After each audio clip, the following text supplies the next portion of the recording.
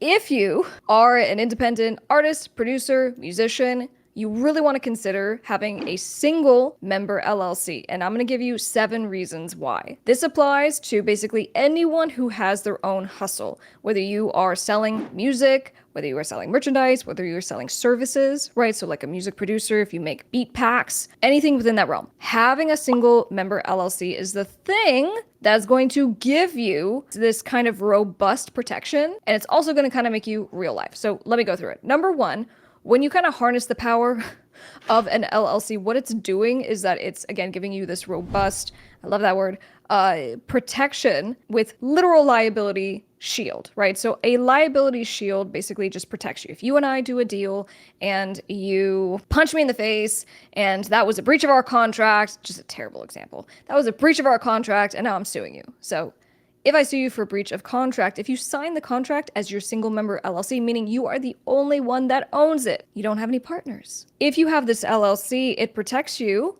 because I have to sue your LLC. I don't get to sue you. And we like that because you're the one, as a real person, if you have a bank account under your personal name, I can't get to that money. I can't get to your personal assets. I can only get to the stuff that your LLC owns.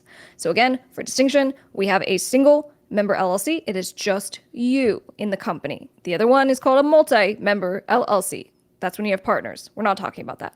Just you. All right, so that's number 1. We're creating this shield for you. Number 2, we're going to go through and this is the perfect fit for independent artists and producers because what you're building is kind of this solo enterprise. Now, at some point, you may later on partners, you might hire people, contractors, employees, and you might do joint ventures with other people. So there's lots of different ways that you can dominate the music business. I'm excited to help you with all the things. But when it comes to you just kind of doing this yourself, it really gives you the best opportunity for growth and it gives you options later on. Okay, so what I mean is if you are just like right out the gate, hey, John wants to help me with building the business and he's gonna give me some beats and I'll be kind of running operations and working with the artists and you want to start a record label. Awesome, I love it. But you don't know the value of your company. So if you're just giving away 50% right out the gate and then John decides to start a family or he goes back to school and now he's too busy, well, he still owns that part of the company. And so guess what? I'm the one that gets the call to my law firm and you're like, John's such a dirtbag. He owns 50% of the company, but I'm doing all the work. This is literally how these situations go. So if you kind of just decide you are going to be the one that owns the business and you can give profits, profit participation, you can give all kinds of things away, but you're not going to give any portion of the business, you will be happy. So the single member LLC structure is really great for anyone who is starting out, but even if you are kind of like in the game and you're making money, it still is really smart because you own 100% of everything. All right, so then number 3. When it comes to kind of like, the best tips for how to do the single member LLC thing, right? You got to make sure you actually register. Don't just start using the LLC. Okay, I see you. You're like John's Blue Rose Music Beds. That's not too bad of a name. LLC. I dig it, but if you're just using the LLC and you aren't actually registered in the state that you're doing business in, you're going to be in an ouchie because you're not going to get the actual protection. Because again, we punched you in the face, it was a breach of contract, still a terrible example. But you get sued. If you aren't a real LLC and that you didn't register with your state, you don't get the protection. And in fact, John hired me and I found out that you aren't a real LLC and I'm like, oh, he's a faker. So now I am actually gonna sue you personally. So the way you do this is that you just do like a Google search, Secretary of State, register an LLC, and it's pretty intuitive as far as how to do it. So as far as, you can absolutely walk yourself through it. It's great to have a professional to do it for you because it will save you time and money and headache, but I did my first one when I was 16 by myself. It's possible. Just do it. Okay. So then number 4, when it comes to having that single member LLC, make sure you get your EIN. It's the employer identification number. This is going to take you like 7 minutes. Easy breezy. It's free. You go to irs.gov. Okay, I know you're writing this down with your pen and your pad. irs.gov, or you can just Google get EIN number IRS, and it'll bring up the link. But anyway, you just go through and you just give some information. This is the name of the LLC. I own it. This is the address, blah, blah, blah. And it will spit out a letter that says, congratulations, here's your EIN. Okay, here's your business number. And you need the business number to do a couple of things.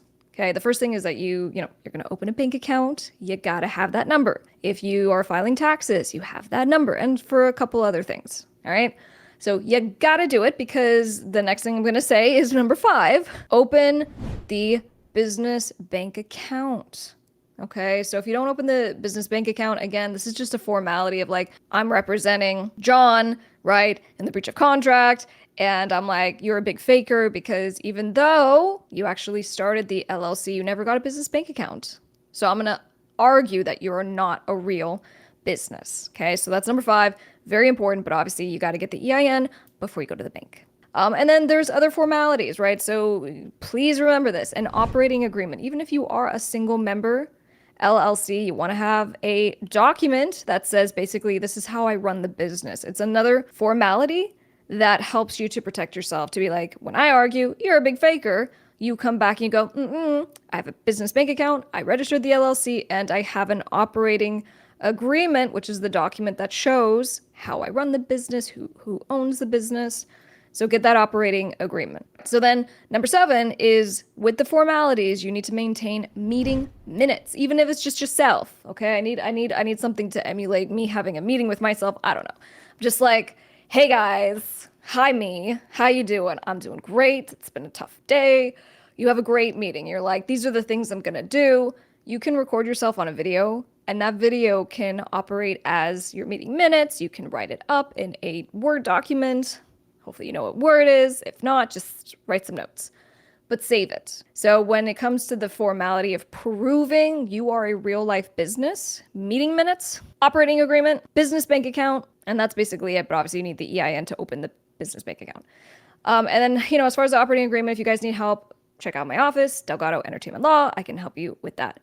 But basically, when it comes to just having this super powerful framework to protect yourself legally, so that you can actually build a real life music business, even if it's just you.